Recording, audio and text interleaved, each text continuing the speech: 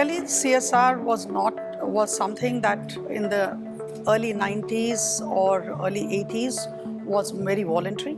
But we saw in 2009 how the CSR bill came as a quick sweep onto businesses where 2% of your net profits had to be released.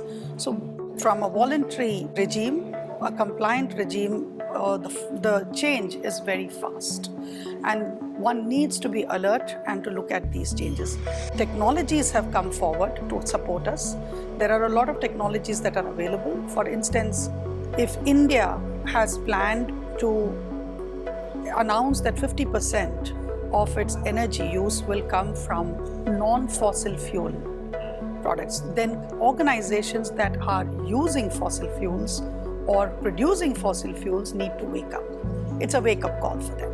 If you have to future-proof yourself, as we have said in today's discussion, that it needs to start now and not later.